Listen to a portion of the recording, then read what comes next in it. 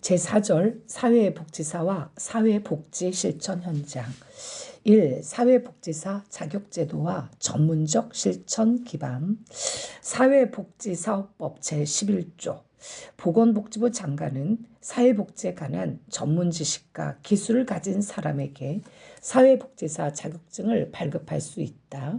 사회복지사의 등급은 1급, 2급으로 하되 정신건강, 의료, 학교 영역에 대해서는 영역별로 정신건강 사회복지사, 의료사회복지사, 학교사회복지사의 자격을 부여할 수 있다. 사회복지사 1급 자격은 국가시험에 합격한 사람에게 부여하고 정신건강 사회복지사, 의료사회복지사, 학교사회복지사의 자격은 사회복지사 1급 자격이 있는 사람 중에서 보건복지부령으로 정하는 수련기관에서 수련을 받은 사람에게 부여한다. 사회복지사 자격 제도의 변화 사회복지사업법 개정으로 2018년 4월부터 기존 1급, 2급, 3급의 사회복지사 자격 등급이 1급, 2급으로 축소되었고 2020년 12월부터는 정신건강, 의료, 학교 등 특정 영역에서 활동하고 있는 사회복지사의 전문성을 바탕으로 정신건강 사회복지사, 의료 사회복지사, 학교 사회복지사 국가 자격이 신설되었다. 정신건강 사회복지사는 정신의료기관, 정신건강복지센터, 중독관리 통합지원센터 등 영역에서 정신건강 서비스 지원을 담당하고 의료사회복지사는 종합병원 등을 이용하는 환자들에게 재활과 사회복귀를 위한 상담 및 지도 업무를 수행하여 환자에게 보다 적합한 의료 서비스를 지원한다. 또한 학교사회복지사는 학교, 교육복지센터 등에서 사례관리, 지역사회, 자원개발, 학교폭력 대처 및 예방, 아동학대, 인터넷 중독 등 업무를 담당한다. 정신건강사회복지사, 정신건강 증진 및 정신질환자 복지 서비스 지원에 관한 법률 제17조 보건복지부 장관은 정신건강 분야에 관한 전문 지식과 기술을 갖추고 보건복지부령으로 정하는 수련기관에서 수련을 받은 사람에게 정신건강 전문요원의 자격을 줄 수 있다. 정신건강 전문요원은 그 전문 분야에 따라 정신건강 임상심리사, 정신건강 간호사, 정신건강 사회복지사 및 정신건강 작업치료사로 구분한다. 정신건강 사회복지사의 등급별 자격 기준, 정신건강 증진 및 정신질환자 복지서비스 지원에 관한 법률 시행령 별표 1, 1급 사회복지학 또는 사회사업학에 대한 석사학위 이상을 소지한 사람으로서 보건복지부 장관이 지정한 수련기관에서 3년, 2급 자격을 취득을 위한 기간은 포함하지 아니한다. 이상 수련을 마친 사람, 2급 정신건강 사회복지사 자격을 취득한 후 정신건강증진시설, 보건소 또는 국가나 지방자치단체로부터 정신건강 증진 사업 등을 위탁받은 기관이나 단체에서 5년 이상 근무한 경력, 단순 행정 업무 등 보건복지부 장관이 정하는 업무는 제외한다. 사회복지사 1급 자격을 소지한 사람으로서 2급은 수련기관에서 1년 이상 수련을 마친 사람, 정신건강 사회복지사의 업무, 정신건강 증진 및 정신질환자 복지서비스 지원에 관한 법률 시행령 별표 2 정신건강 전문요원의 공통 업무는 정신재활시설의 운영, 정신질환자 등의 재활훈련, 생활훈련 및 작업훈련의 실시 및 지도, 정신질환자 등과 그 가족의 권익보장을 위한 활동 지원, 진단 및 보호의 신청, 정신질환자 등에 대한 개인별 지원 계획의 수립 및 지원, 정신질환 예방 및 정신건강 복지에 관한 조사 연구, 정신질환자 등의 사회 적응 및 재활을 위한 활동, 정신건강 증진 사업 등의 사업 수행 및 교육, 보건복지부 장관이 정하는 정신건강 증진 활동, 정신건강사회복지사의 전담 업무는 정신질환자 등에 대한 사회 서비스 지원 등에 대한 조사, 정신질환자 등과 그 가족에 대한 사회복지 서비스 지원에 대한 상담 안내, 사회복지사의 전문적 실천 기반은 과학적 기반과 예술적 기반인데 사회복지사의 전문성은 그들의 실천 기반을 통해 나타나며 이러한 실천 기반에는 과학적 기반과 예술적 기반이 있다. 과학적 기반과 예술적 기반은 상호 대립적인 것이 아닌 상호 보완적인 것으로 사회복지사는 이러한 기반들을 조화시켜야만 효과적인 실천 활동을 할 수 있다. 따라서 사회복지사에게는 과학적 기반과 예술적 기반의 상호 보완적이고 통합적인 실천 역량이 요구되죠. 과학적 기반의 개념은 과학적 방법으로 개발되어 사회복지사의 학습에 의해 습득된 지식과 기술을 말합니다. 종류는 이론과 실천의 중거틀에 적절하게 활용하는 것, 기술과 훈련, 사회적 조건과 문제에 관한 지식, 조사 및 연구에 관한 지식, 예로 연구자료의 수집과 분석, 객관적인 관찰 등 사회 정책과 프로그램에 관한 지식, 사회 현상에 관한 지식, 사회복지 전문직에 관한 지식, 사회복지 실천에 관한 지식, 인간 행동과 사회 환경에 관한 지식 등이 있습니다. 예술적 기반의 개념은 클라이언트의 정서적 측면에 개입하는 사회복지사의 심리적 특성과 능력으로 학습으로만 형성되지 않습니다. 종류로는 전문적 관계 형성 능력, 동정, 용기, 사회적 관심, 간접 이입적 의사소통, 진실성, 상상력, 온화함, 창의적 사고, 융통성, 인내심, 희망, 에너지, 건전한 판단력, 사회복지 전문가로서의 가치, 직관적 능력, 이해력, 감수성, 실천 지혜 등이 있습니다. 이 사회 정의를 위한 인권과 권익 옹호, 인권 개념은 모든 인간이 인간답게 살기 위해 본질적이고 천부적으로 부여받은 불가침의 권리로 인간의 존엄성을 보장하는 데 반드시 필요한 것이죠. 인권과 관련된 우리나라의 주요 법조문은 헌법 제10조 모든 국민은 인간으로서의 존엄과 가치를 가지며 행복을 추구할 권리를 가진다. 국가는 개인이 가지는 불가침의 기본적 인권을 확인하고 이를 보장할 의무를 짓는다. 국가인권위원회 제2조 1호 인권이란 대한민국 헌법 및 법률에서 보장하거나 대한민국이 가입 비준한 국제인권조약 및 국제간섭법에서 인정하는 인간으로서의 존엄과 가치 및 자유와 권리를 말한다. 인권의 특성은 정당성 판단의 기준성, 보편성 또는 첨부성, 항구성, 불가향성, 불가분성, 상호 우전성, 실정법에 대한 우선성, 역사성이 있습니다. 정당성 판단의 기준성은 인권은 그 자체가 목적이죠. 즉 국가와 권력 그리고 그것의 존립 근거가 되는 법률이나 간섭 등은 이러한 인권을 보장하기 위한 수단에 불과하죠. 즉 인권은 국가나 또는 헌법 등에 따라 창설된 권리가 아닙니다. 따라서 인권은 국가와 권력의 정당성 판단의 기준이 되며 국가와 권력이 인권에 반할 경우 그 정당성을 인정받을 수 없습니다.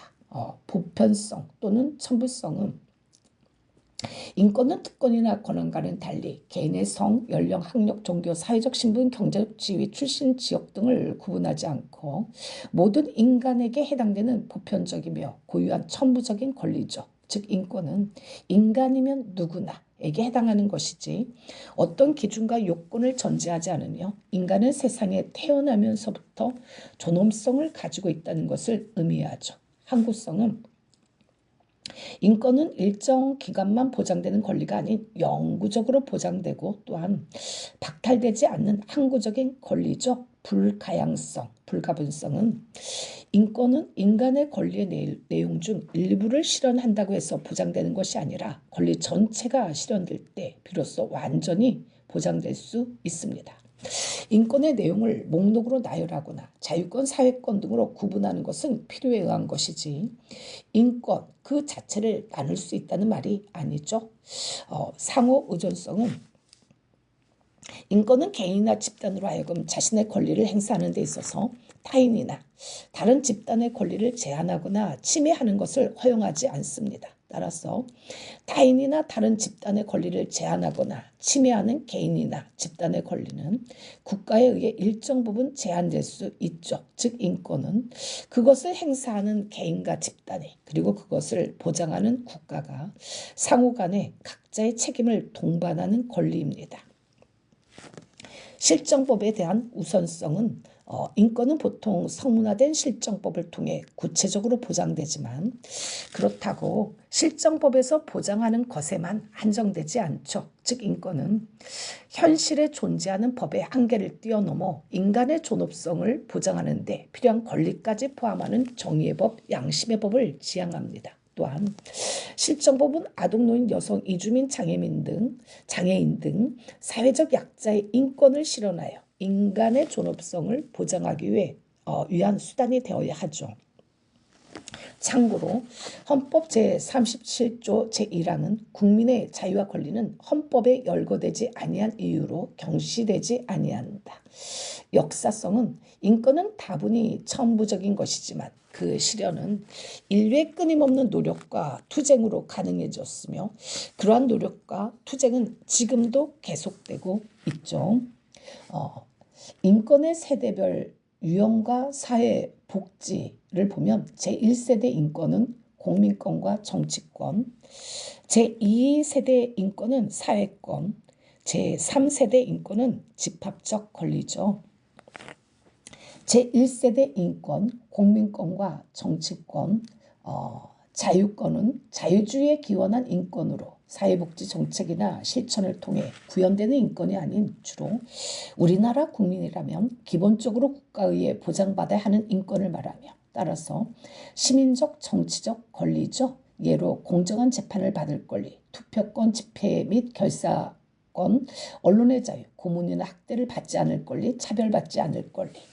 사회복지의 주요 관심 영역은 제1세대 인권은 사회복지와의 직접적 관련성은 다소 약하며 따라서 클라이언트와의 자유권에 대한 옹호, 난민, 다문화, 세터민 사업, 보호시설 및 교정시설에 대한 개선 및 개혁 등이 해당되죠. 제2세대 인권, 사회권은 평등권, 사회권은 인간이 인간답게 살며 자신의 역량을 실현하는 데 필요한 경제적, 사회적, 문화적 요건에 관한 권리로 사회주의 또는 사회민주주의에 기원한 인권이며 사회복지와 가장 관련성이 높은 편인 인권입니다. 예로 노동의 권리와 노동조합에 참여할 권리, 건강을 유지할 권리, 문화적인 생활을 유지할 권리, 적정한 소득과 생활 수준을 영유할 권리, 사회 보장을 받을 권리, 가정과 아동이 보호를 받을 권리 등이 있죠. 사회복지의 주요 관심 영역은 직접 서비스 제공, 복지국가 운영, 사회복지조사 및 연구, 사회복지 정책의 개발과 옹호 등에 해당되죠. 참고로 사회권이 추구하는 사회정책적 목표는 개인의 생존에 필요한 최소한의 생계 및 물적 수단을 보장한다. 개인의 생존과 관련해서 국가나 사용자에 대한 애속성을 해소시킨다. 빈부격차를 해소한다. 개인의 노력으로 성취한 생활 수준이 외부 환경적 요인의 악화, 예로 경제적 사정의 악화에 의해 영향을 받지 않고 유지될 수 있어야 한다. 사회권의 특징은 사회권의 실현은 국가를 통해 보장이 가능하다. 따라서 종래의 자유권과는 달리 시장에 대한 국가의 적극적인 개입과 간섭이 반드시 필요하다. 사회권의 내용은 매우 불명확하기 때문에 그 대상, 방법, 수준 등에 있어서 입법이나 정부의 권한에 의한 구체적 절차가 필요하다. 사회권의 실현을 위해서는 예산 또는 비용이 소요되며 따라서 사회 구성원의 동의와 의지 그리고 능력에 따른 한계가 존재할 수밖에 없죠. 제3세대 인권은 집합적 권리죠. 평화권, 경제학, 개발학, 녹색 이념 등에 기원한 인권으로 개인적 차원의 권리가 아닌 집단 차원의 권리며 지역사회나 국가 차원, 더 나아가 국제적 차원에서 국가들 간의 연대와 단결을 통해 함께 만들어가는 권리를 말하죠. 예로 경제개발과 성장에 관한 권리, 경제성장의 수혜와 분배에 대한 권리, 사회적 조화를 요구할 수 있는 권리, 쾌적한 환경에 관한 권리 등의 지역사회 조직이나 국제적인 사회복지 실천이 있습니다. 아직 제도적으로 확립되어 있지 않은 생성 단계에 있는 인권으로 그 이론적 현실적 한계가 존재하죠. 사회복지의 주요 관심 영역은 지역사회 개발, 개인정신 개발, 국제적 사회, 경제정치, 문화, 환경 개발 등이 해당되죠. 차별 개념은 합리적인 이유 없이 즉 불합리하고 자의적인 기준에 따라 특정인이나 집단을 우대해 배제, 구별하거나 불리하게 대우하는 것으로 인권 실현과 정면으로 대치되는 행위를 말합니다. 유형은 성별에 따른 차별, 장애에 따른 차별, 연령과 인종차별 등이 있죠. 차별과 관련된 우리나라의 주요 법조문입니다. 성별에 따른 평등과 관련해서 양성평등기본법 제3조 제1호에서는 양성평등이란 성별에 따른 차별, 편견, 비하 및 폭력 없이 인권을 동등하게 보장받고 모든 영역에 동등하게 참여하고 대우받는 것을 말한다고 정의하고 있다. 장애에 따른 차별과 관련해서 장애인 차별 금지 및 권리 구제 등에 관한 법률 제4조 제1항에서는 다음과 같은 행위를 차별로 정의하고 있다. 1. 장애인을 장애를 사유로 정당한 사유 없이 제한, 배제, 분리, 거부 등에 의하여 불리하게 대하는 경우. 2. 장애인에 대하여 형식상으로는 제한, 배제, 분리, 거부 등에 의하여 불리하게 대하지 아니하지만 정당한 사유 없이 장애를 고려하지 아니하는 기준을 적용함으로써 장애인에게 불리한 결과를 초래하는 경우. 3. 정당한 사유 없이 장애인에 대하여 정당한 편의 제공을 거부하는 경우. 4. 정당한 사유 없이 장애인에 대한 제한, 배제, 분리, 거부 등 불리한 대우를 표시, 조장하는 광고를 직접 행하거나 그러한 광고를 허용, 조장하는 경우. 이 경우 광고는 통상적으로 불리한 대우를 조장하는 광고 효과가 있는 것으로 인정되는 행위를 포함한다. 5. 장애인을 돕기 위한 목적에서 장애인을 대리 동행하는 자, 즉 장애 아동의 보호자 또는 후견인, 그 밖에 장애인을 돕기 위한 자임이 통상적으로 인정되는 장애인 관련자에 대한 위의 4가지 행위를 하는 경우. 6. 보조견 또는 장애인 보조기구 등의 정당한 사용을 방해하거나 보조견 및 장애인 보조기구 등을 대상으로 정당한 사유 없이 제한, 배제, 분리, 거부 등 불리한 대우를 표시, 주장하는 광고를 직접 행하거나 그러한 광고를 허용, 조장하는 경우. 연령에 따른 차별과 관련해서 고용상 연령차별 금지 및 고령자 고용 촉진에 관한 법률 제4조의 4에서는 사업주는 모집 채용 임금 및 임금 외 물품품 지급 및 복리후생, 교육훈련, 배치, 정보, 승진, 퇴직, 해고 분야에서 합리적인 이유 없이 연령을 이유로 근로자 또는 근로자가 되려는 사람을 차별하여서는 아니 된다고 정하고 있다. 권익 옹호 개념, 스스로 자신을 옹호하기 위하여 어려운 사회적 취약계층을 대상으로 그들의 권리 실현을 위해 그들의 일상생활을 지원을 위한 정보 제공에서부터 유리한 사회 환경의 변화까지 모두 포함하는 사회복지사의 입법, 정책활동, 사회행동을 말합니다. 유형은 옹호의 대상에 따라 대의옹호와 사례옹호로 구분되죠. 대의옹호는 주로 거시적 지역사회 복지실천에서 사용되는 옹호로 스스로 자신을 옹호할 능력이 부족한 집단을 대상으로 합니다. 예로 시민적 학벌을 위한 입법운동, 사례옹호는 주로 미시적 지역사회 복지실천에서 사용하는 옹호로 개별적인 사례나 클라이언트를 대상으로 하죠. 하드캐슬의 구분한 옹호의 유형은 자기옹호, 개인옹호, 집단옹호, 지역사회옹호, 정치 또는 정책옹호, 체제 변환적 옹호가 있습니다. 자기옹호는 클라이언트 개인이나 자조 집단이 자신들의 권익을 위해서 자신들의 생각이나 느낌, 욕구 등을 타인에게 표현하는 방법으로 자신을 스스로 옹호하는 것이죠. 따라서 자기 옹호를 위해서는 옹호의 주체가 되는 개인이나 집단이 타인을 이해시킬 수 있는 수준의 의사소통 능력을 가지고 있어야 합니다. 개인 옹호는 사회복지사가 옹호하는 대상이 개인인 경우로 자기 옹호가 어려울 때 활용합니다. 예로 감옥에 있거나 질병에 걸려서 스스로 돌볼 수 없는 자를 옹호하는 경우, 집단 옹호, 사회복지사가 옹호하는 대상이 희생자 집단인 경우죠. 지역사회 옹호, 사회복지사가 옹호하는 대상이 소외된 지역이나 동일한 문제나 욕구를 경험하는 지역사회 주민들인 경우입니다. 정치 또는 정책 옹호는 사회 정의와 복지 증진을 위해 입법, 행정, 사법 영역에서 행해지는 옹호를 말하죠. 특정 법안을 통과 및 저지시키기. 체제 변환적 옹호는 제도의 근본적인 변화를 추구하는 것으로 지역사회 주민들과 더 나아가 사회 전체에 영향을 미치는 옹호입니다. 성차별 폐지 운동. 세 번째로 권익 옹호의 핵심 기술은 클라이언트 집단 스스로 자신들을 대표할 수 있도록 지지하죠. 클라이언트의 간정과 욕구를 입증합니다. 클라이언트의 관점과 욕구, 관심사를 타인에게 해석하고 전하죠. 경청, 협상, 공감, 주장 등 상향 과제를 수행하기 위해 적절한 기술을 사회복지 실천의 가치와 윤리. 가치, 개념. 가치란 개인적인 신념 또는 믿음으로 일반적으로 좋다, 싫다, 바람직하다, 나쁘다로 표현되며 사회복지 실천의 3대 축, 지식, 기술, 가치 중에 하나이다. 사회복지 전문직의 가치는 사회복지사의 올바른 판단과 결정을 위한 믿음, 체계이다. 상대적 중요성에 따른 가치의 종류. 펌프리는 상대적 중요성에 따라 가치를 궁극적 가치, 수단적 가치, 차등적 가치로 구분하였다.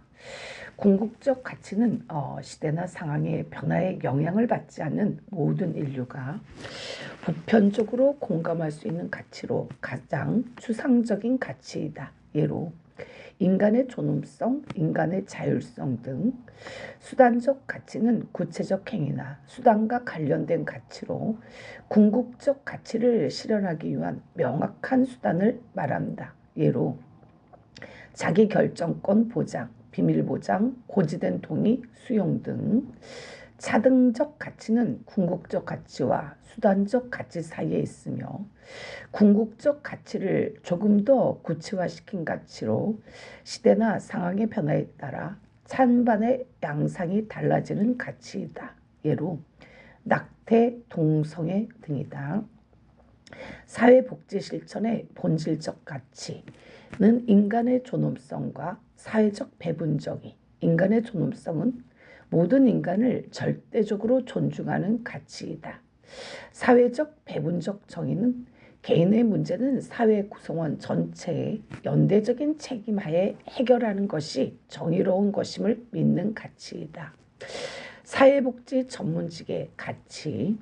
레비는 사회복지 전문직의 가치를 기능적인 측면에서 사람 우선, 결과 우선, 수단 우선 등 세 가지로 구분하였다. 사람 우선 가치는 사회복지사에게 인간은 어떠한 존재인가라는 질문에 대한 대답으로 사람에 대해 사회복지사가 갖추어야 할 기본적 가치이며 사회복지 실천의 기본적 철학과 같은 것이다. 클라이언트를 하나의 개별화된 인간으로 보고 능력을 인정해주며 권한을 인정해주는 가치이다. 인간에 대해 선호하는 믿음, 인간의 가치와 존엄성. 모든 개인은 중요하고 또한 가능한 한 완전하고 보람있는 삶을 살 가치가 있다. 건설적 변화에 대한 능력과 열망 또는 변화 가능성. 모든 개인은 천부적으로 변화를 위한 능력과 열망을 가지고 있다. 사고 책임성. 모든 개인은 사회 인류 자신에 대한 책임감을 가지고 있다. 소속의 욕구. 모든 개인은 소속의 욕구가 있다. 인간의 공통되지만 독특한 욕구. 모든 개인은 공통된 욕구를 가지고 있지만 각 개인은 근본적으로 특이하고 다른 이들과 다르다. 결과 우선 가치. 사회복지사는 어떠한 목표를 세우고 서비스를 제공할 것인가 라는 질문에 대한 대답으로 서비스 제공 후 발생하는 결과에 대한 가치로 사회적 책임과 관련되는 가치이다. 인간에 대해 선호하는 결과 사회는 개인의 발전을 위해 동등한 사회 참여 기회를 제공해야 한다. 사회는 빈곤, 질병, 차별대우, 부적절한 주거 환경, 불공평한 교육 기회 등과 같은 문제를 해결하거나 미연에 이들의 발생을 방지하며 동시에 이와 같은 욕구를 충족시킬 수 있는 자원을 제공해야 한다. 사회는 개인들로 하여금 사회 구성에 참여할 동등한 참여 기회를 제공해야 한다.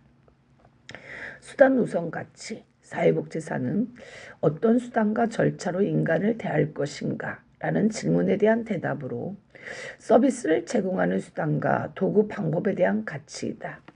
인간을 다루는 데 있어서 선호하는 수단. 개인은 존엄과 존중으로 다루어져야 한다. 개인은 자기의 결정의 권리를 가지며 따라서 자기 결정권은 존중되어야 한다. 개인은 사회 변화에 참여하도록 장려받아야 한다. 인간은 하나의 독특한 개인, 즉 고유한 개별성을 가진 존재로 인정되어야 한다. 일반적으로 사회복지 전문직의 가치. 개인의 존엄성과 독특성에 대한 존중. 모든 개인은 어떠한 조건에서도 인간이라는 이유만으로 존엄한 존재여야 하며 어떠한 독특성을 가진 인간이라도 그가 타인이나 전체 사회에 해를 끼치지 않는다면 그러한 독특성 역시 그대로 인정되어야 한다. 자기결정 또는 자율성의 원리. 모든 개인은 자신과 관련된 사항에 대해 스스로 결정할 권리가 있으며 이에 사회복지사는 그들이 선택할 수 있는 다양한 대안들을 충분히 발굴해야 한다. 사회 형평성 또는 평등성의 원리. 모든 개인은 자신이 처한 어떠한 조건과도 관계없이 자신의 잠재력을 실현하기 위해 필요한 모든 기회와 자원에 접근할 기회를 동등하게 가질 수 있어야 한다. 개인의 복지에 대한 사회와 개인의 책임 또는 연대 책임의 원리. 개인은 전체 사회의 요구 및 개인의 욕구와의 균형 속에서 자신의 가족, 사회의 복지 향상을 위해 최대한 노력을 해야 할 책임을 갖는다. 즉, 사회의 구조적 문제로 인해 개인의 복지를 사회가 책임져야 할 상황일지라도 개인은 자신의 복지 향상을 위해서 적극적으로 행동해야 한다. 사회복지사의 자기결정. 사회복지사는 자신과 다른 가치를 가진 동료 사회복지사들에게도 자신이 클라이언트에게 하는 것과 같은 동등한 존엄, 자기결정 등의 원리를 적용해야 한다. 사회복지의 기본가치. 프리드 랜더는 사회복지의 기본가치로 개인 존중의 원리, 자발성 존중의 원리, 기회균등의 원리, 사회 연대의 원리 등을 제시하였다. 개인 존중의 원리 또는 인간의 존엄성. 모든 사람은 인간으로서의 가치, 품위, 존엄을 가짐으로 개인은 그 이용 가치와는 상관없이 존중되어야 한다. 모든 인간의 상위성과 유사성은 인정되어야 하며 자신을 위해 자기의 잠재력이 성취되는 방향으로 성장할 수 있는 기회가 주어져야 한다. 개인은 인종성, 경제적, 정치적, 사회적 지위, 종교, 국적, 지능, 육체적 조건 등의 속성으로 인해 차별 대우를 받는 일이 없어야 하며 인간으로서의 존엄과 기회의 균등을 보장받아야 한다. 즉, 인간으로서 공평하고 동등한 대우를 받아야 한다. 자발성 존중의 원리 또는 자기결정 원칙. 모든 사람은 타인의 권리를 침해하지 않는 한 자신과 관련된 것을 스스로 결정할 자유를 가진다. 이에 사회복지사는 클라이언트로 하여금 필요한 재반 자원을 발견 활용할 수 있도록 도와주고 여기서 클라이언트가 사용할 수 있는 자원의 위치와 크기 등에 대한 지식을 주어 클라이언트가 스스로 결정을 내릴 수 있는 기반을 마련해 준과 동시에 그 결정을 존중해 주어야 한다. 기회균등의 원리. 사회는 여러 계층에 속한 개인들에게 아무런 차별 없이 균등한 기회를 제공해야 한다. 사회 연대의 원리 또는 상부상조의 원리.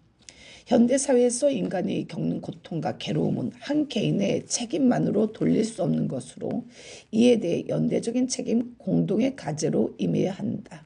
윤리, 개념, 사회복지 전문가 집단의 일반화된 가치로 윤리적 기준의 판별에 따라 옳다 그르다로 표현되며 전문적 실천 활동의 도덕적 지침이 됩니다. 윤리 결정의 철학적 배경. 윤리적 절대주의 또는 윤리적 보편주의는 모든 상황에 적용될 수 있는 고정불변의 윤리 기준이 존재한다는 입장으로 주로 경전을 가지고 있는 종교 윤리에서 사용되죠. 윤리적 상대주의는 각 상황마다 적용되어야 할 윤리적 기준은 상대적이라는 입장으로 현대사회의 일반적인 윤리 철학으로 통용됩니다. 사회복지 실천 윤리의 필요성은 사회복지사 등 전문가의 가치와 클라이언트, 동료 전문가 등 타인의 가치 사이에 존재하는 공통점과 차이점을 체계적으로 확인하기 위해서 필요하죠. 윤리 갈등을 이해하고 이에 대처하는 능력을 갖추기 위해서 필요합니다. 서로 다른 가치들 사이의 관계 정립 또는 위계 설정을 위한 수단으로서 필요하며 현재 사회복지 주류 가치가 얼마나 정당한지를 반성할 뿐 아니라 시대적 동향에 맞는 가치를 정립하기 위해서 필요합니다. 사회복지 실천 방법을 개발하거나 전문가의 전문 경력을 발전시키기 위해서 필요하죠. 사회복지 실천 윤리의 특징은 가치와 조화를 이루어야 하며 가치와 가치 윤리적 기준은 지속적으로 변화하죠. 가치가 개인적인 기념과 신념과 관련이 있는 반면 윤리는 직접적인 행동, 지침의 성격이 강합니다. 윤리적 갈등, 윤리적 딜레마는 한 가지 상황에서 상충되는 여러 가지의 윤리적 기준을 적용해야 할 때 사회복지사가 경험하게 되는 의사결정상의 고민을 말하죠.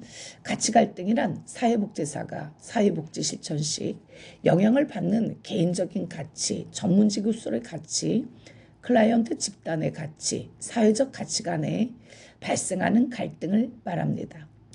가치 상충, 의무 상충 또는 충성심과 역할 상충, 클라이언트 체계의 다중성 또는 다중 클라이언트 체계의 문제, 결과의 모호성, 능력 또는 권력의 불균형 또는 힘과 권력의 불균형 등이 있습니다. 가치 창충은 윤리적 갈등이 가장 빈번히 야기될 수 있는 상황으로 사회복지사가 2개 이상의 경쟁적인 가치와 직면하였을 때 발생하는 가치 갈등이죠. 예로 자살을 계획하며 사회복지사에게 이를 고백한 클라이언트에 대해 생명보호, 자기결정권 중 어느 가치를 존중해 주어야 할지에 대해 사회복지사는 갈등 상황에 빠질 수 있습니다. 의무 상충 또는 충성심과 역할 상충은 사회복지사의 개입 활동에 대해 클라이언트 기관 등이 서로 상충되는 기대 또는 이익을 가질 때 사회복지사는 과연 누구의 기대를 우선 충족시켜야 하는가와 관련된 상황에서 발생하는 가치 갈등이죠. 예로 이용료를 지불하지 못할 형편에는 클라이언트와 클라이언트로부터 이용료를 받아야 할 운영이 되는 사회복지기관에 대해 사회복지사는 누구의 요구를 따라야 할지의 갈등 상황에 빠질 수 있습니다.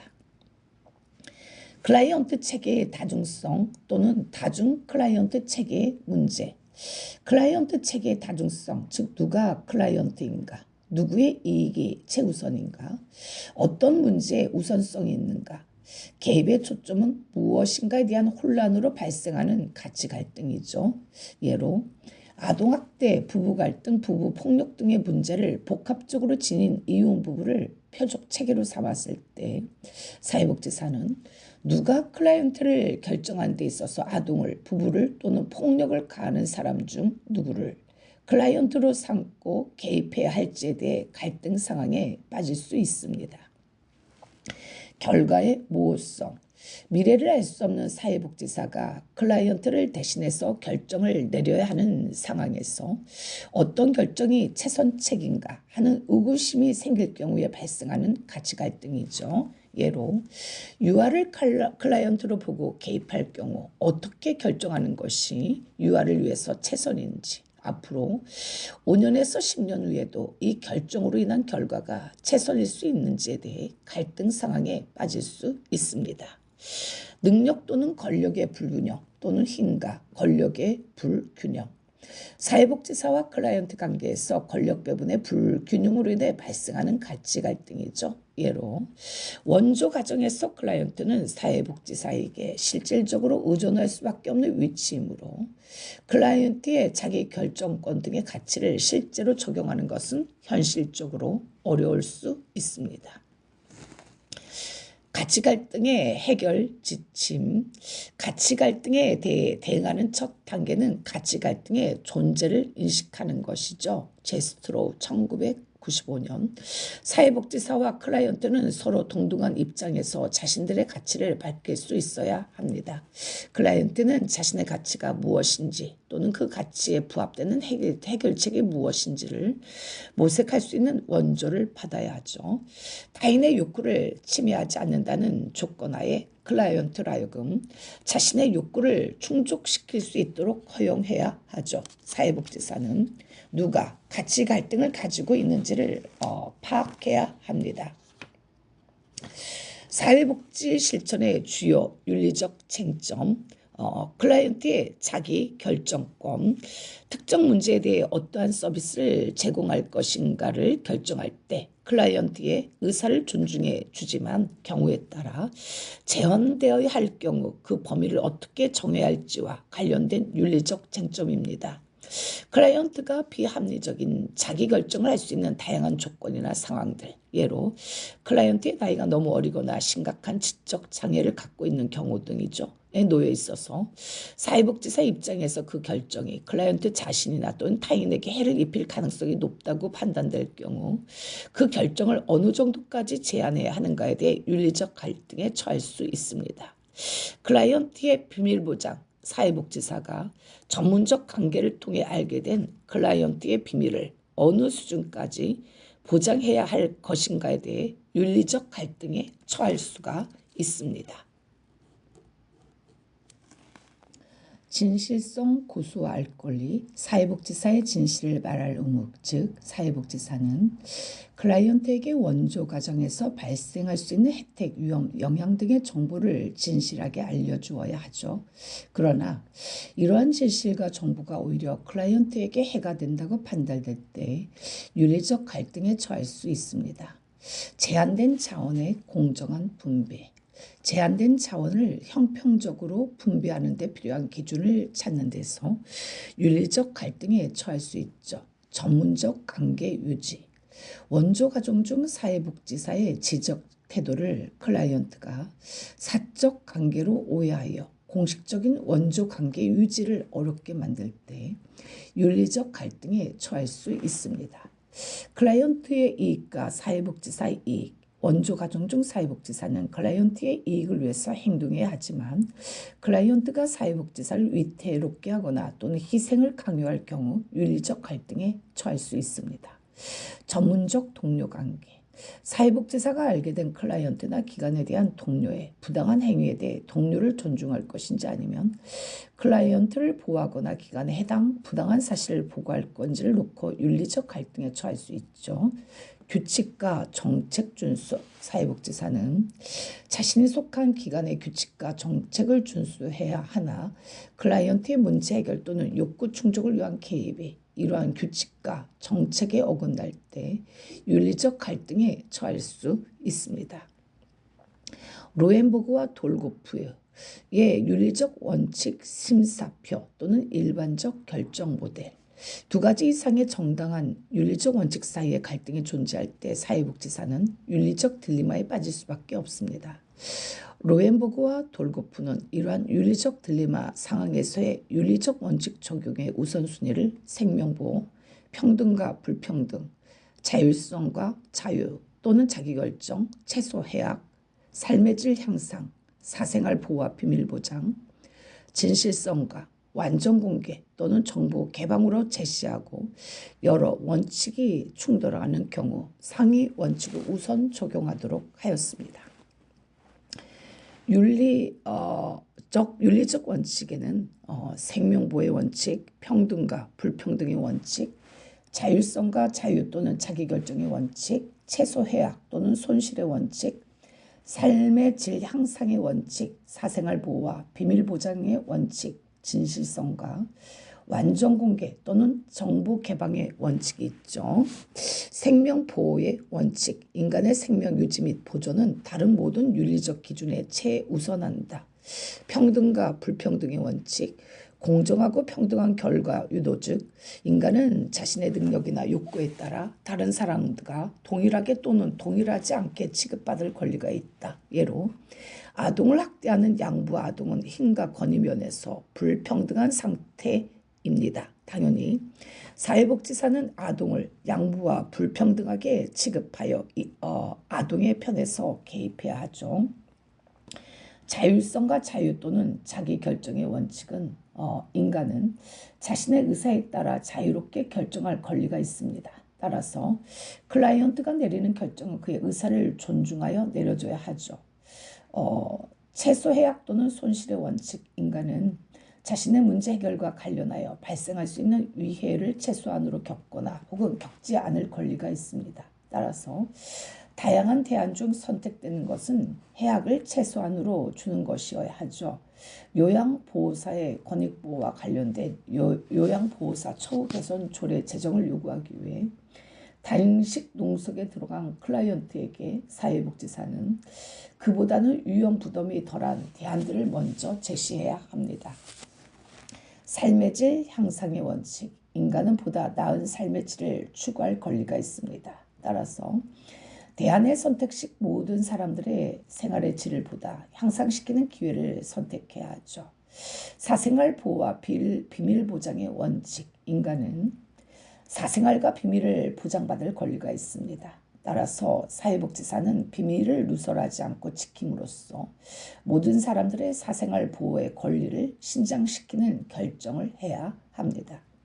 진실성과 완전 공개 또는 정보 개방의 원칙, 인간은 진실 및 가능한 정보를 알 권리가 있습니다. 따라서 사회복지사는 모든 정보를 충분히 개방하는 것을 허용하는 결정을 해야 하죠. 돌고프, 로엔버그와 해링턴의 윤리적 의사 결정 과정의 순서. 1단계, 문제가 무엇이며 또한 그 문제를 지속시키는 요인들이 무엇인지를 찾아낸다. 2단계, 해당 문제와 관련 있는 사람들, 예로 클라이언트, 지지체계, 다른 전문가 등과 제도들을 확인한다.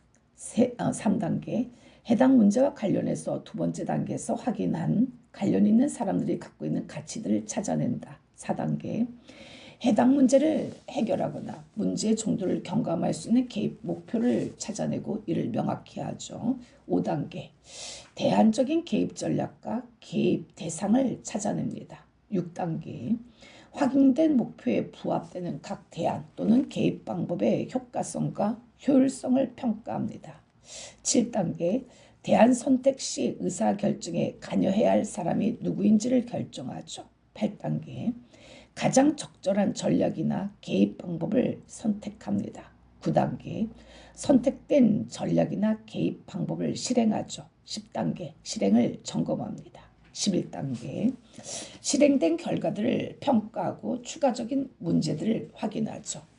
리모의 윤리적 의사결정의 지침, 윤리적 원칙 1, 인간 행위의 필수적 전제 조건이 유해를 막는 규칙보다 크다. 인간 행위의 필수적 전제 조건은 생명, 건강, 음식, 주거, 정신적 균형에 대한 기본적인 위해를 막는 규칙은 거짓말, 비밀정보 누설, 오락, 교육, 재산과 같은 부가재를 위협하는 것과 같은 위해를 막는 규칙에 우선합니다. 윤리원칙 2, 자기결정권이 타인의 결정권보다 큽니다. 개인의 기본적 복지권, 즉 인간 행위의 필수적인 조건을 포함한 자기결정권은 타인의 자기결정권에 우선하죠.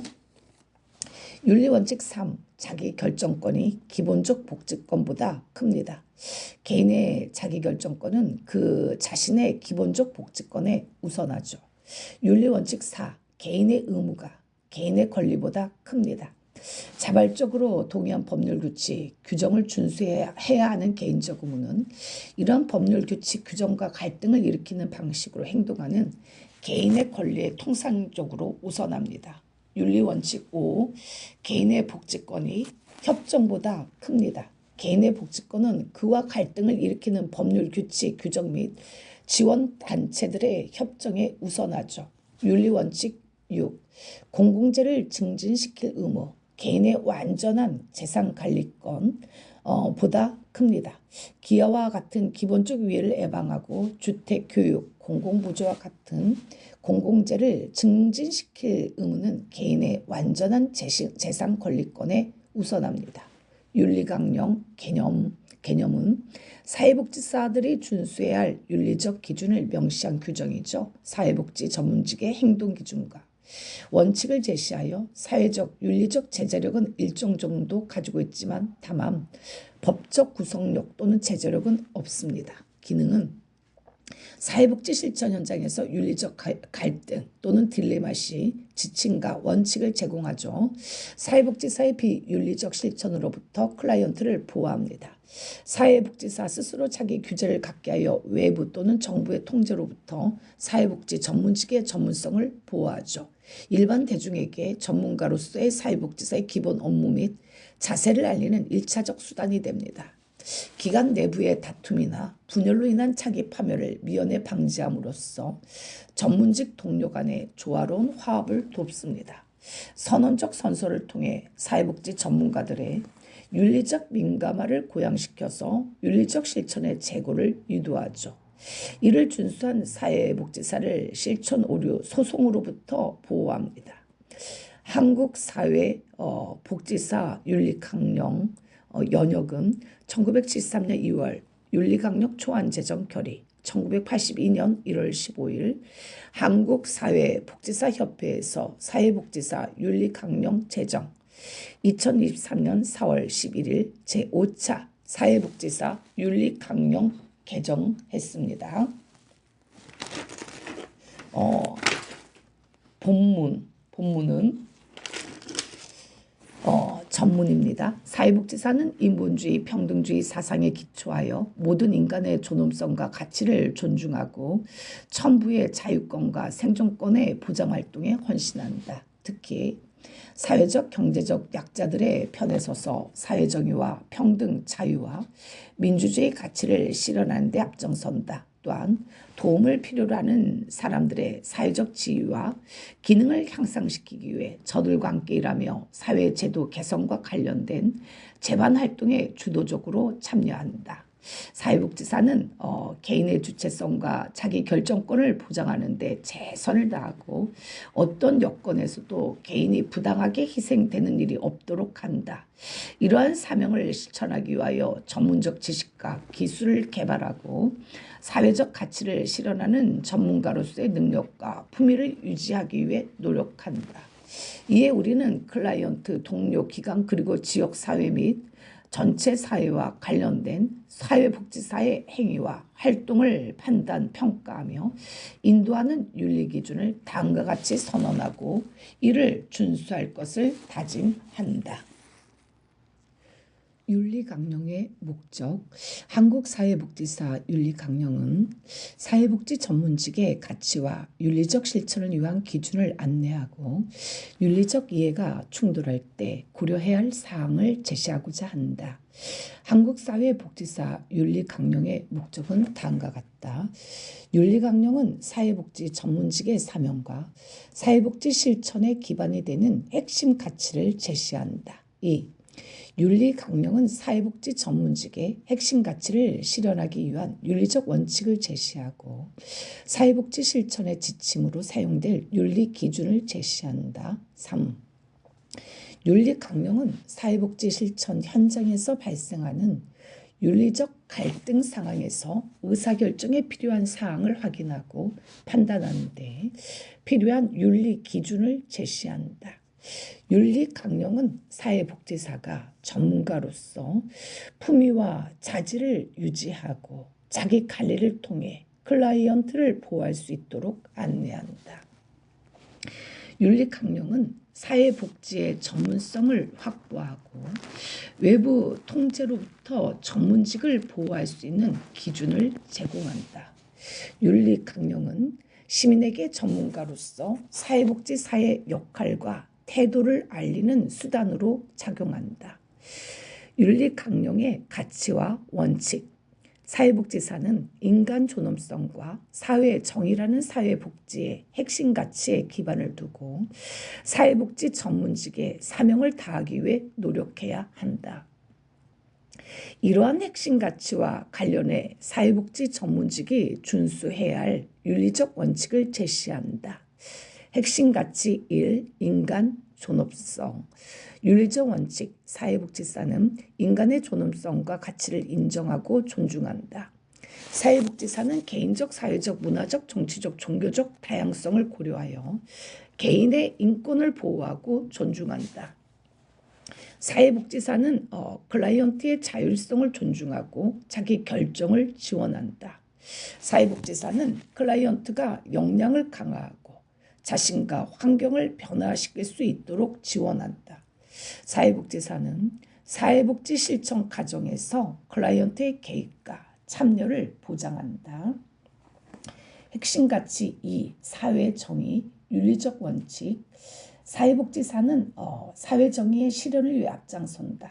사회복지사는 개인적, 집단적, 사회적, 문화적, 정치적, 종교적 차별에 도전하여 사회의 정의를 촉진한다. 사회복지사는 개인, 가족, 집단, 지역사회의 다양성을 존중하는 포용적 지역사회를 만들기 위해 노력한다. 사회복지사는 부적절하고 억압적이며 불공정한 사회제도와 관행을 변화시키기 위해 사회의 다양한 구성원들과 협력한다. 사회복지사는 포용적이고 책임있는 사회를 만들어가기 위해 연대 활동을 한다. 사회복지사의 윤리기준, 기본적 윤리기준, 전문가로서의 자세, 인간 존엄성 존중. 사회복지사는 모든 인간의 존엄, 자유, 평등을 위해 헌신해야 하며 사회적 약자를 옹호하고 대변하는 일을 주도해야 된다. 사회복지사는 모든 인간의 고유한 존엄성과 가치를 인정하고 존중하며 이를 기반으로 사회복지를 실천한다. 사회복지사는 클라이언트의 성, 연령, 정신, 신체적 장애, 경제적 지위, 정치적 신념, 종교, 인종, 국적, 결혼 상태, 임신 또는 출산, 가족 형태 또는 가족 상황, 성적 지향, 젠더 정체성, 기타 개인적 선호, 특징, 조건, 지위 등을 이유로 차별하지 않는다. 사회복지사는 다양한 문화의 강점을 인식하고 존중하며 문화적 역량을 바탕으로 사회복지를 실천한다. 사회복지사는 문화적으로 민감한 실천을 제공하기 위해 사회복지 실천 과정에서 자신의 개인적, 사회적, 문화적, 정치적, 종교적 가치, 신념과 편견이 클라이언트와 동료 사회복지사에게 미칠 수 있는 영향을 고려하여 자기 인식을 증진하기 위해 힘쓴다. 이 사회정의의 실현. 사회복지사는 사회정의 실현과 클라이언트의 복지 증진에 헌신하며 이를 위한 국가와 사회의 환경 변화를 위해 노력한다.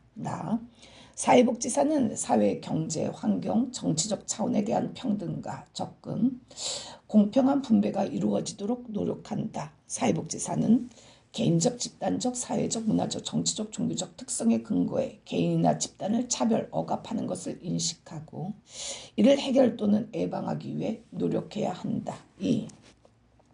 전문성 개발을 위한 노력, 직무 능력 개발. 사회복지사는 클라이언트에게 최상의 서비스를 제공하기 위해 지식과 기술을 개발하는 데 최선을 다하며 이를 활용하고 공유할 책임이 있다.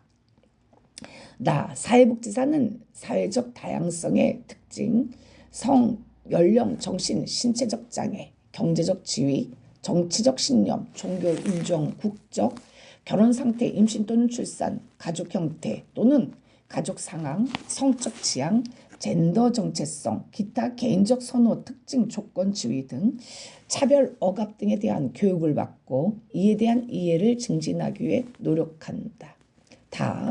사회복지사는 변화하는 사회복지 관련 쟁점에 대응할 수 있도록 실천 기술을 향상하고 새로운 실천 기술이나 접근법을 적용하기 위해 적절한 교육, 훈련, 연수, 자문, 슈퍼비전을 받도록 노력한다.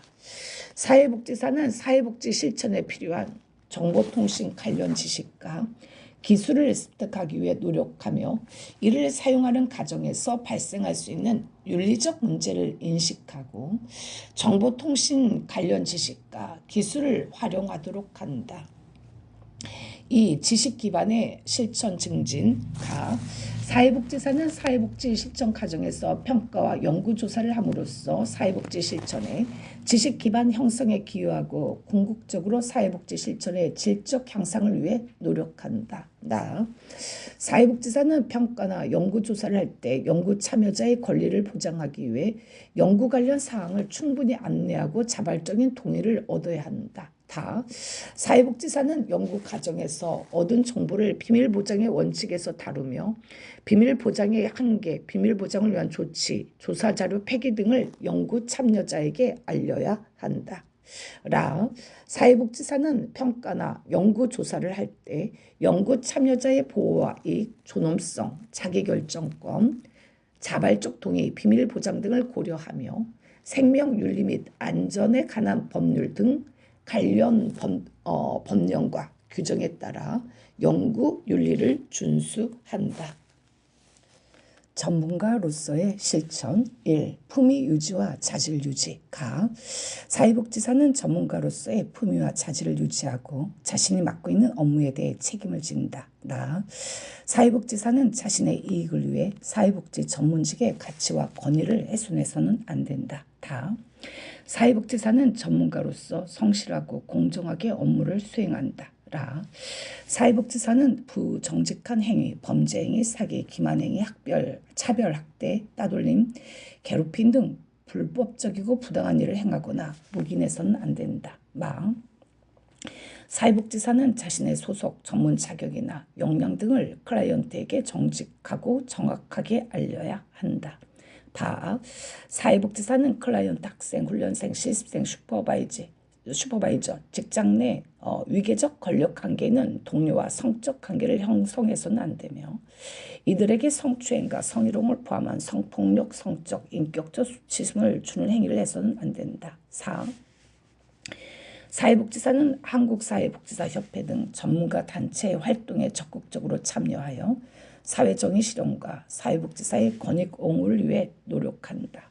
2. 자기권리 사회복지사는 정신적, 신체적 건강 문제, 법적 문제 등이 사회복지 실천 과정에서의 전문적 판단이나 실천에 부정적 영향을 주거나 클라이언트의 이익을 저해하지 않도록 동료, 기관과 함께 적절한 조치를 하도록 노력한다. 사회복지사는 클라이언트에게 최상의 사회복지 서비스를 제공하기 위해 사회복지사 자신의 정신적, 신체적 건강, 안전을 유지, 보호, 관리하도록 노력한다. 3. 이해, 충돌에 대한 대처 사회복지사는 클라이언트의 이익을 우선적으로 고려하고 이해 충돌이 있을 때는 아동, 소수자 등 취약한 자의 이해와 권리를 우선시한다. 사회복지사의 개인적 신념과 사회복지사로서의 직업적 의무 사이에 이해 충돌이 발생할 때 동료, 슈퍼바이저와 논의하고 부득이한 경우 클라이언트가 적절한 지원을 받을 수 있도록 클라이언트를 다른 사회복지사에게 의뢰하거나 다른 사회복지 서비스로 연결한다. 사회복지사는 전문적 가치와 판단에 따라 업무를 수행하는 과정에서 기관 내외로부터 부당한 간섭이나 압력을 받아서는 안 된다. 4. 경제적 이득에 대한 실천 사회복지사는 클라이언트의 지불 능력에 상관없이 복지 서비스를 제공해야 하며 이를 이유로 차별해서는 안 된다. 사회복지사는 필요한 경우에 제공된 서비스에 대해 공정하고 합리적으로 이용료를 책정할 수 있다. 사회복지사는 업무와 관련해 정당하지 않는 방법으로 경제적 이득을 취해서는 안 된다. 이 클라이언트에 대한 윤리기준 1. 클라이언트의 권익 옹호 사회복지사는 클라이언트의 이익을 최우선의 가치로 삼고 이를 실천하며 클라이언트의 권리를 존중하고 옹호한다. 2. 클라이언트의 자기결정권 존중. 사회복지사는 사회복지 실천 과정에서 클라이언트의 자기결정을 존중하고 클라이언트를 사회복지 실천의 주체로 인식하여 클라이언트가 자기 결정권을 최대한 행사할 수 있도록 돕는다. 사회복지사는 의사결정이 어려운 클라이언트에 대해서는 클라이언트의 이익과 권리를 보장하기 위한 적절한 조치를 취해야 한다. 클라이언트의 사생활 보호 및 비밀 보장. 사회복지사는 클라이언트의 사생활을 존중하고 보호하며 전문적 관계에서 얻은 클라이언트 관련 정보에 대해 비밀을 유지한다. 그러나 클라이언트 자신과 타인에게 해를 입히거나 범죄 행위와 관련된 경우에는 예외로 할 수 있다. 정보에 입각한 동의. 사회복지사는 클라이언트의 알 권리를 인정하고 동의를 얻어야 하며 클라이언트가 받는 서비스의 목적과 내용, 범위, 합리적 대안, 위험, 서비스의 제한, 동의를 거절 또는 철회할 수 있는 클라이언트의 권리 등에 대한 정확하고 충분한 정보를 제공한다. 5. 기록 정보관리. 클라이언트에 대한 사회복지 실천 기록은 사회복지사의 윤리적 실천의 근거이자 평가 점검의 도구이기 때문에 중립적이고 객관적으로 작성해야 된다. 사회복지사는 클라이언트가 자신과 관련된 기록의 공개를 요구하면 정당한 비공개 사유가 없는 한 정보에 접근할 수 있도록 해야 한다. 사회복지사는 클라이언트에 대한 문서정보, 전자정보, 기타 민감한 개인정보를 보호해야 한다. 사회복지사가 획득한 클라이언트 관련 정보나 기록을 법적 사유 또는 기타 사유로 제3자에게 공개할 때는 클라이언트에게 안내하고 동의를 얻어야 한다. 6. 직업적 경계 유지. 사회복지사는 클라이언트와의 전문적 관계를 자신의 개인적 이익을 위해 이용해서는 안 된다. 사회복지사는 업무 외의 목적으로 정보통신 기술을 사용해 클라이언트와 의사소통을 해서는 안 된다. 동료의 클라이언트를 의뢰받을 때는 기관 및 슈퍼바이저와 논의하는 과정을 거쳐야 하며 클라이언트에게 설명하고 동의를 얻은 후 서비스를 제공한다. 사회복지사는 정보 처리 기술을 이용하는 것이 클라이언트의 권리를 침해할 위험성이 있다는 사실을 인식하고 직업적 범위 안에서 활용한다. 서비스의 7. 서비스의 종결. 사회복지사는 클라이언트에게 제공되는 서비스가 더 이상 클라이언트의 이해나 욕구에 부합하지 않으면 업무상 관계와 서비스를 종결한다. 사회복지사는 개인적 또는 직업적 이유와 클라이언트와의 전문적 관계를 중단하거나 종결할 때 사전에 클라이언트에게 충분히 설명하고 다른 기관 또는 다른 전문가에게 의뢰하는 등 필요한 조치를 취한다. 사회복지사는 클라이언트의 고의적, 악의적, 상습적 민원 제기에 대해 소속기관, 슈퍼바이저, 전문가 자문 등의 논의 과정을 거쳐 서비스를 중단하거나 거부권을 행사할 수 있다.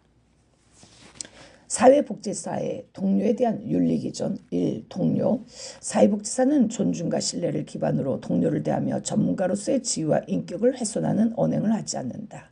사회복지사는 사회복지 전문직의 권익 증진을 위해 동료와 다른 전문직 동료와도 협력하고 협업한다.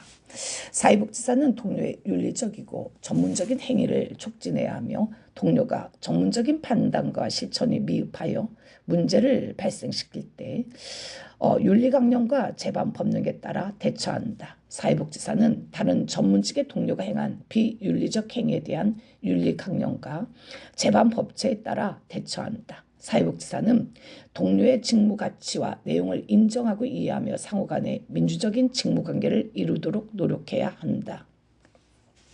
사회복지사는 동료들에게 정보통신 기술을 사용한 비윤리적 행위를 하지 않는다. 사회복지사는 동료가 적법하게 업무를 수행하는 과정에서 부당한 조치를 당하면 동료를 변호하고 원조해 주어야 한다. 사회복지사는 동료에게 행해지는 어떠한 형태의 차별, 학대, 따돌림 또는 괴롭힘과 자신의 전문적 권위를 행사하는 다른 동료의 부적절한 성적 행동에 가담하거나 이를 용인해서는 안 된다. 사회복지사는 슈퍼바이저, 학생, 훈련생, 실생, 자신의 전문적 권위를 행사하는 다른 동료와의 성적 행위나 성적 접촉과 성적 관계에 관여해서는 안 된다. 슈퍼바이저는 슈퍼바이저가 전문적 업무 수행을 할 수 있도록 슈퍼바이저는 슈퍼바이저의 전문적 지도와 조언을 존중해야 한다. 슈퍼바이저는 전문적 기준에 따라 슈퍼비전을 수행하며 공정하게 평가하고 평가 결과를 슈퍼바이저와 공유한다.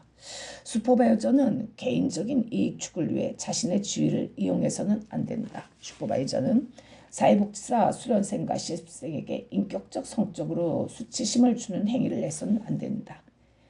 기관에 대한 윤리기준 1. 사회복지사는 기관의 사명과 비전을 확인하고 정책과 사업 목표를 달성하기 위해 노력해야 한다. 사회복지사는 소속 기관의 활동에 적극적으로 참여함으로써 기관의 성장과 발전을 위해 노력해야 한다. 사회복지사는 기관의 부당한 정책이나 요구에 대해 전문적인 가치와 지식을 근거로 대응하고 제반 법령과 규정에 따라 해결하도록 노력해야 한다. 사회에 대한 윤리기준 1. 사회복지사는 자신이 일하는 지역사회를 이해하고 클라이언트가 지역사회에서 서로 도우며 함께 살아가도록 지원해야 한다. 사회복지사는 정치적 영역이 클라이언트의 권익과 사회복지 실천에 미치는 영향을 인식하여 사회정의 실현을 위한 사회정책의 수립과 법령 재개정을 지원 옹호해야 한다. 사회복지사는 사회재난과 국가위급 상황에서 문제를 해결하기 위해 적극적으로 활동해야 한다. 사회복지사는 지역사회, 국가, 나아가 전세계와 그 구성원의 복지 증진, 삶의 질 향상을 위해 적극적으로 노력해야 한다. 사회복지사는 인간과 자연이 서로 떨어져 살 수 없음을 깨닫고 인간과 자연환경, 생명 등 생태에 미칠 영향을 생각하며 실천해야 한다. 사회복지사 선언문. 나는 모든 사람들이 인간다운 삶을 누릴 수 있도록 인간 존엄성과 사회정의의 신념을 바탕으로 개인, 가족, 집단, 조직, 지역사회, 전체 사회와 함께한다. 나는 언제나 소외되고 고통받는 사람들의 편에 서서 저들의 인권과 권익을 지키며 사회의 불의와 부정을 거부하고 개인 이익보다 공공이익을 앞세운다. 나는 사회복지사 윤리 강령을 준수함으로써 도덕성과 책임성을 갖춘 사회복지사로 헌신한다. 나는 나의 자유의지에 따라 명예를 걸고 이를 엄숙하게 선서합니다. 5. 사회복지사의 역할. 개입 수준과 기능 수준에 따른 구분. 마일리는 개입 수준과 기능 수준에 따라 사회복지사의 역할을 미시적 차원, 중범위적 차원, 거시적 차원, 전문가 집단 차원으로 구분하였다. 기능 수준에 따른 역할로 미시적 차원은 조력자, 중개자, 옹호자, 교사, 중범위적 차원은 촉진자, 중재자, 훈련가, 거시적 차원은 계획가, 행동가, 현장 계획가, 전문가 집단 차원은 동료, 점검자, 촉매자, 연구자, 학자다. 미시적 차원에서의 사회복지사의 역할. 미시적 차원에서 사회복지사의 역할은 주로 개인이나 가족을 대상으로 하여 원조하는 사회복지사의 역할을 말한다. 조력자 또는 조성자, 개인이나 가족의 문제 해결 능력과 개발과 향상을 원조하는 역할을 말하죠. 즉 개인이나 가족이 자신들의 욕구를 파악하고 문제를 명확히 규명하여 스스로 문제를 해결할 수 있는 능력을 개발하고 필요한 자원을 찾거나 해결 방안을 탐색하도록 돕는 것이죠. 예로 알코올 중독자가 자신의 문제를 깨닫고 금주 방법을 찾도록 도와주었습니다. 중개자는 개인이나 가족의 문제 해결에 도움을 줄 수 있는 지역사회의 자원이나 서비스를 그들에게 연결 또는 소개하는 역할을 말합니다. 예로 몸이 불편하고 경제 상황이 어려운 노인에게 정기적으로 병원에 동행할 자원봉사자를 연계하였죠. 아동학대 피해 아동의 가족에게 아동보호 전문기관을 소개해 주었습니다. 옹호자는 자립해서 지역사회의 자원이나 서비스를 확보하기 어려운 소외된 개인이나 가족의 사회적 권리 확보를 위해 그들을 대신하여 그들의 입장을 대변하고 변호하는 역할을 말하죠.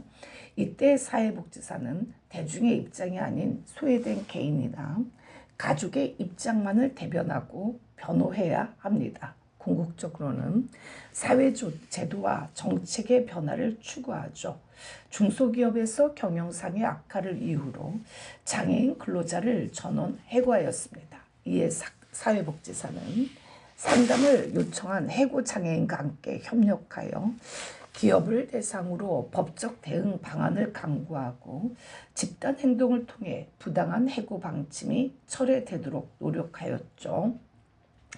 교사는 개별 클라이언트에게 문제 해결과 관련된 정보, 지식, 기술을 그가 이해할 수 있는 방법으로 가르치는 역할을 말합니다. 지적 장애인에게 일상생활 기술 훈련을 실시하였습니다. 중범위적 차원에서의 사회복지사의 역할, 중범위적 차원에서 사회복지사의 역할이란 주로 집단이나 조직을 대상으로 하여 원조하는 사회복지사의 역할을 말합니다. 촉진자, 중재자, 훈련가가 있죠. 촉진자는 효과적인 조직의 서비스 전달 체계 강화를 위해 조직 내에서는 조직 구성원 간 상호작용과 정보 교환을 강화시키고 조직 간에는 연결망을 강화시키는 역할을 말합니다. 중재자는 분쟁 발생 시 중립적 입장으로 개입하여 협상을 이끌어낼 수 있도록 원조하는 역할을 말하죠. 장기간의 무단결석과 비행으로 학교에서 퇴학 위기에 처한 학생의 선처에 관한 의견 차이로 부모와 학교 당국 간의 갈등을 빚고 있습니다. 사회복지사는 양자 간의 타협 또는 문제 해결을 위해 중립을 유지하며 돕죠. 훈련가는 집단이나 조직 구성원의 전문성 또는 리더십 개발을 위해 그들을 대상으로 세미나, 워크숍, 슈퍼비전 등을 실시하여 교육 및 훈련을 시키는 역할을 말합니다. 거시적 차원에서의 사회적 역할은 주로 지역사회 이상의 체계에 대해 개입하는 사회복지사의 역할을 말하죠. 거시적 차원에는 계획가, 행동가, 현장 계획가가 있습니다. 계획가는 지역사회 주민들의 욕구를 파악하여 그 욕구 충족과 관련된 기존 서비스 개선 및 새로운 서비스 개발에 필요한 정책이나 프로그램을 계획하는 역할을 말합니다. 지역사회를 포함한 거시적 체계 내의 사회의 정의와 평등 실현을 위해 소외된 구성원들이 경험하는 부정의와 불평등에 맞서 사회적 행동을 하는 역할을 말하죠.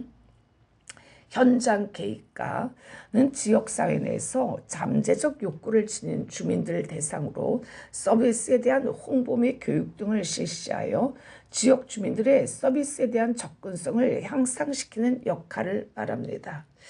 전문가 집단 차원에서의 사회복지사의 역할은 동료, 촉매자, 연구자 또는 학자가 있죠. 동료는 다른 사회복지사를 협업을 수행하는 협업자로 인식하여 그들이 전문가적 윤리를 준수하도록 격려하고 전문가협회 등과 같은 조직에 참여하여 상호 지지를 제공하는 역할을 말합니다. 촉매자, 보다 효과적인 서비스 전달 체계의 발전 및 개발을 위해 국내 또는 국제적인 해당 전문가 또는 타 직종의 전문가 간 협조체제 안에서 활동하는 역할을 말하죠. 연구자 또는 학자, 보다 효과적인 서비스 전달 체계의 발전 및 개발을 위해 과학적 방법을 통한 지식체계의 개발, 개입 효과의 평가 등을 수행하고 그 결과를 동료들과 공유하는 역할을 말합니다. 기능에 따른 역할 분류, 직접 서비스 제공 기능, 클라이언트를 대면해서 그에게 직접 서비스를 제공하는 역할입니다. 상담자는 관계 형성 기술이나 상담 이론 등의 전문적 기술에 기반하여 클라이언트의 심리 정서적인 문제를 파악한 후 이를 정성화시켜서 클라이언트가 스스로 지지망과 같은 자원을 개발하고 유지하는 방법을 알 필요가 있다는 사실을 가르치는 역할이죠. 가족치료자, 교사 또는 교육자, 체계 연결 기능은 중개자, 조정자, 중재자, 옹호자가 있죠. 유용한 자원에 대한 정보나 이용 능력이 부족한 클라이언트를 그들의 문제 해결과 관련된 체계와 연결시키는 역할입니다. 중개자, 조정자 또는 사례관리자. 클라이언트의 욕구를 조정하고 다른 자원에 의해 제공된 필수적인 재화와 서비스 전달의 중복이나 누락을 조정하는 등 클라이언트가 시의적절한 방식으로 서비스를 제공받도록 서비스를 연결, 조정하는 역할입니다. 체계 유지 및 강화기 등 사회복지 조직에서 서비스 전달 체계의 효율성을 저하시키는 조직 내 기능을 분석하고 해당 전달 체계 강화 방법에 관한 계획을 수립하여 이를 실행하는 역할이죠. 조직 분석가. 사회복지 조직이 보다 효율적으로 운영될 수 있도록 조직의 구조, 정책, 절차 등에서 서비스 전달에 부정적인 영향을 미치는 요인을 정확히 파악하고 분석하는 역할입니다. 촉진자, 팀 성원 또는 팀 구성원, 클라이언트의 복합적 다차원적인 문제를 해결하기 위해서 구성된 치료팀이나 전문가 조직의 일원으로 활동하는 역할이죠.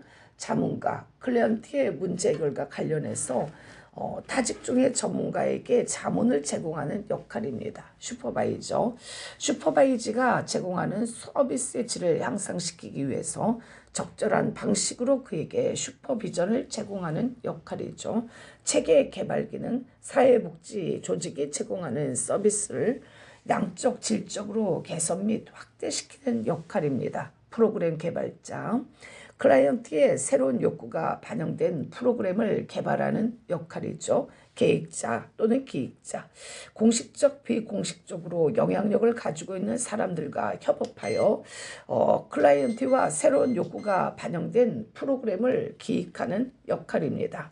클라이언트의 욕구를 평가해서 그 욕구 충족과 관련된 기관의 특정 정책과 절차들의 적합 여부를 평가하는 역할로 사회복지사는 이러한 기관의 정책과 절차의 제정을 위한 의사결정 과정에 클라이언트의 입장에 서서 적극적으로 참여해야 합니다.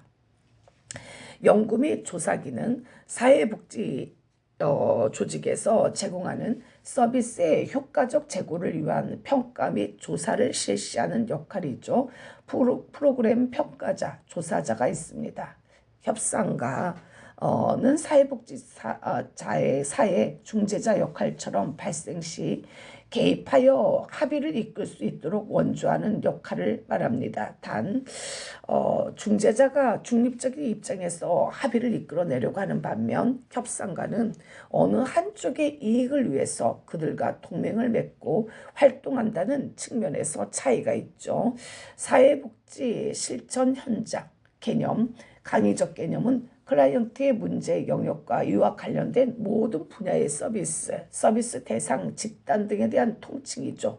노인, 아동, 장애인, 약물 중독, 교도소 등 협의적 개념, 서비스를 직접 또는 간접적으로 제공하는 물리적 실체로서의 사회복지기관입니다. 분류는 기관의 기능 또는 목적에 따른 분류로 1차 현장과 2차 현장, 1차 현장은 기관의 1차적 기능과 목적이 사회의 복지 서비스를 제공하기 위해 존재하는 현장이죠. 예로 사회복지관, 노예복지관, 사회복지시설, 아동양육시설, 정신건강복지센터, 양로시설, 지역아동센터, 정해인 거주시설. 2차 현장으로는 기관의 1차적 기능은 별도로 있으며 필요에 의해 부가적으로 사회복지 서비스를 제공하는 현장이죠.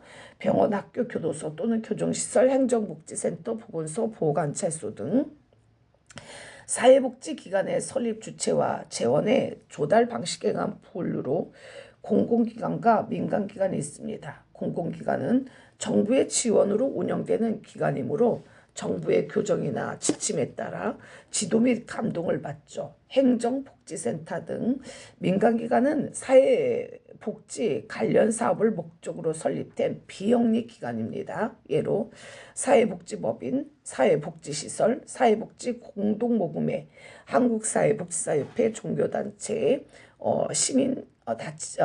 시민사회단체 등 있습니다. 서비스 제공 방식에 따른 분류로 행정기관과 서비스기관이 있죠. 행정기관은 서비스 전달 간 업무 협의 및 조정 등의 행정 업무를 수행하는 기관으로 주로 클라이언트와의 대면 서비스를 제공하지 않고 간접 서비스만을 제공합니다. 예로 보건복지부, 한국사회복지사협회, 한국사회복지협의회 등이 있습니다. 서비스 기관은 클라이언트를 대면하여 직접 서비스를 제공하는 기관이죠. 지역사회복지관, 노인복지시설 등이 있죠. 주거 서비스 제공 여부에 따른 분류로 생활시설, 이용시설이 있습니다. 주거 서비스를 포함한 사회복지 서비스를 제공하는 기관이죠. 노인 의료복지시설, 아동 양육시설, 장애인 거주시설, 모자가족 복지시설, 청소년 쉼터, 아동보호 치료시설, 자립시설, 자립지원시설 등입니다. 이용시설은 주거 서비스를 제공하지 않고 사회복지 서비스만을 제공하는 기관이죠. 노인 주야간 보호센터, 노인 여가복지시설, 쪽방 상담소, 노인복지관, 영유아 보육시설 뭐 이런 것들이 있습니다. 한국사회복지사의 자격 및 처우에 관한 사항은 사회복지사 입법에 근거한다. 사회복지사에게는 가학성과 예술성의 상호 보완적이고 통합적인 실천 역량이 요구된다. 이론과 실처의 중거틀을 적절하게 이용하는 것은 가학적 기반에 해당한다. 연구자료를 수집하고 분석하는 것은 가학적 기반에 해당한다. 사회복지 실천은 가학성과 예술성을 통합적으로 활용한다. 실천지혜란 직관 암묵적 지시, 사회복지 실천의 과정 중에 경험을 통해 형성된 사회복지사의 비구조화된 지식을 말합니다. 인권은 모든 인간에게 해당되는 보편적인 권리이다. 인권의 전부성은 인간이 세상에 태어나면서부터 존엄성을 가지고 태어났다는 의미이다. 인간의 천부적인 권리들은 따로 분리되어 실현될 수 없습니다. 예를 들어 교육을 받을 권리는 이동할 권리 없이는 실현되기 어려우며 정치적 자유는 표현의 자유와 결사의 자유 없이는 실현될 수 없습니다. 따라서 인간의 부분적인 권리 실현이 아닌 모든 권리가 보장되고 인정될 때만 인권 실현이 가능한 것입니다. 인권의 법이 보장하고 있지 않다 해도 인권의 존엄성 보장에 필요한 권리죠. 인권은 사회적 약자를 위하여 지켜지고 확보되어야 하는 권리입니다.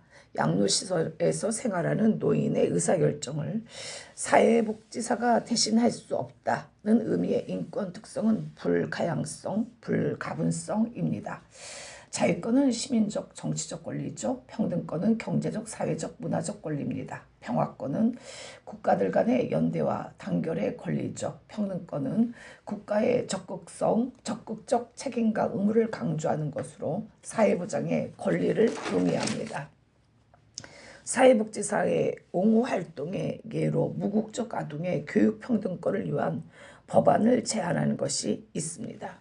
사회복지사의 협상활동의 예로 사회복지사가 클라이언트 집단의 대표로 나서서 협상을 주도하는 것이 있죠. 가치란 사회복지사의 올바른 판단과 결정을 위한 믿음체계죠. 가치는 좋고 바람직한 것에 대한 지침입니다. 사회복지 가치에는 인간의 존엄성, 인간의 자율성이 있죠.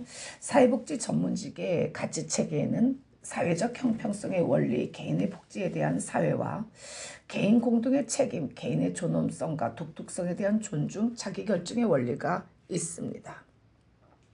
사회복지 윤리는 가치에 기반을 두고 있습니다. 사회복지 실천 윤리는 전문적 실천 활동의 지침을 제공하죠. 17세기 여고생 A는 학교 사회복지사에게 비밀보장을 요구하며 상담을 요청하였고 사회복지사는 비밀보장을 약속했다. A는 현재 임신 10주째로 부모와 교사에게 알리지 않고 출산을 할 수 있도록 도와달라고 요구하였다. 그러나 사회복지사는 A와 태아의 건강과 복지를 위해 비밀보장의 약속을 어기고 부모에게 알리기로 결심하였다. 이 경우 윤리적 결정의 철학적 근거는 윤리적 상대주의이다. 가치와 윤리는 가변의 특징을 지닌다. 가치는 신념과 관련이 있고 윤리는 행동과 관련이 있다. 사회복지사가 경험할 수 있는 윤리적 딜레마 상황으로는 실천 결과의 모호성, 사회복지사와 클라이언트 간의 힘의 불균형, 클라이언트 체계의 다중성, 기관에 대한 의무와 클라이언트에 대한 의무의 상충 등이 있다. 기관의 목표가 클라이언트 이익에 위배될 때 의무 상충으로 윤리적 딜레마가 발생할 수 있다. 가치 갈등에 대응하는 첫 단계는 가치 갈등의 존재를 인식하는 것이죠.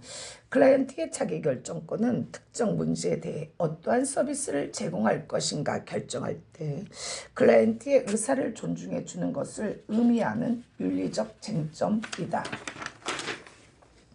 사회복지관에서 기존의 여성 취업준비 프로그램을 축소하고 새로운 결혼 이주 여성 한글교실 프로그램을 기획하고자 할 때 행정적인 측면에서 발생할 수 있는 윤리적 쟁점은 제한된 차원의 공정한 분배이다. 장애인 복지관의 사회복지사에게 사회복지사의 의무가 지적 장애를 가진 자신의 딸을 클라이언트로 개입해 줄 것을 요청하였다. 이때 발생할 수 있는 윤리적 쟁점은 전문적 관계 유지이다. 로엔버그와 돌고프가 제시한 윤리적 의사결정의 우선순위는 생명보호의 원칙, 자기결정의 원칙, 삶의 질 향상의 원칙, 정보 개방의 원칙 순이다. 로엔버그와 돌고프의 윤리원칙 중거틀은 생명보호를 최우선으로 한다. 오랫동안 극심한 고통에 시달려온 암 환자가 자살하겠다고 말했을 때 평등과 불평등의 원칙은 해당된다고 보기 어렵다. 클라이언트의 자살 예고에 대해 사회복지사는 생명보호의 원칙을 고려해야 한다. 또한 클라이언트 스스로 자살을 선택하고 이를 실행하겠다고 주장하였을 때는 사회복지사는 자율성과 자유의 원칙을 고려해야 하며 암으로 인해 오랫동안 극심한 고통에 시달려온 클라이언트의 입장을 인지한 사회복지사는 삶의 질의 원칙을 고려해야 하죠. 마지막으로 자살이라는 행위는 클라이언트의 개인적 판단과 실행의 근거를 둔 것이므로 이를 인지한 사회복지사는 사생활과 비밀 보장의 원칙을 고려해야 합니다. 아동학대 전담 공무원 A는 아동학대가 발생한 가정의 학대 피해 아동을 원가중에서 생활하도록 할 것인가 또는 학대 피해 아동 쉼터에서 생활하도록 할 것인가에 대해 1차 결정을 해야 한다. 이 경우 우선적으로 고려해야 할 원칙은 최소 손실의 원칙이다. 윤리강령은 윤리적 갈등이 생겼을 때 지침과 원칙을 제공한다. 윤리강령은 사회복지사 스스로 자기 규제를 갖게 함으로써 전문성을 확보한다.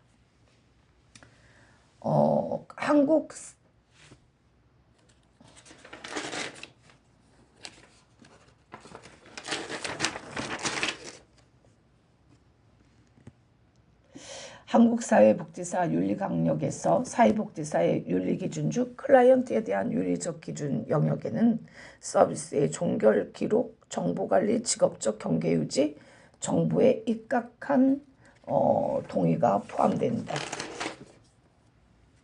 옹호자 역할의 예로 장애 학생의 교육권 확보를 위해 학교 당국에 편의시설을 요구하는 것이 있다. 교사 역할의 예로 가족에 의해 강제 입소되었던 장애인이 거주시설에서 퇴소하기를 요청함에 따라 그의 가족들을 설득하여 지역사회 내 다양한 주거 관련 정보를 안내하였다. 교육자는 지식과 기술을 전수한다. 돌봄 서비스를 받고 있는 노인과 직원 간의 갈등을 해결하는 것은 중재자의 역할이다. 중재자는 양자 간의 논쟁에 개입하여 중립을 지키면서 상호 합의를 이끌어내는 사회복지사의 역할이다. 사례 관리자의 역할 중 중재자는 개인이나 집단의 갈등을 파악하고 조정한다. 자원봉사자의 역량 강화를 위해 세미나를 실시하는 것은 훈련가이다. 계획자는 변화 과정을 기획한다. 연구자는 개입 효과를 평가한다. 클라이언트는 경제적 지원과 건강 지원을 요구하지만 현재 종합사회복지관, 노인복지관, 경로당 무료급식소에서 중복적으로 급식 지원을 제공받고 있으며 정서 지원도 중복되고 있다. 사례관리자는 사례회의를 통해서 평일 중식은 경로당에서, 주말 중식은 무료급식소를 이용하고 종합사회복지관은 경제적 지원을, 노인복지관은 건강 지원을 제공하는 데 합의하였다. 이때 사례관리자가 수행한 역할은 조정자이다. A 사회복지사는 지역 내 복합적인 욕구를 가진 가구에 대한 사례 관리 계획을 수립하였다. 이를 위해 지역사회의 다양한 기관들과 함께 서비스의 중복과 누락을 방지하기 위한 효율적인 개입 방안을 논의하였다. 이에 제시된 사회복지사의 역할은 조정자이다. 체계 강화 기능은 촉진자 역할이다. 협상가는 갈등 상황에 있는 사람들 간의 합의를 이끌어내기 위해 어느 한쪽과 동맹을 맺고 타협하는 역할이다. 노인복지관 지역아동센터는 1차 현장이면서 이용시설이다. 사회복지협의는 민간기관이다. 아동보호치료시설은 생활시설이다. 아동양육시설은 생활시설이다. 노인보호 전문기관은 이용시설이다.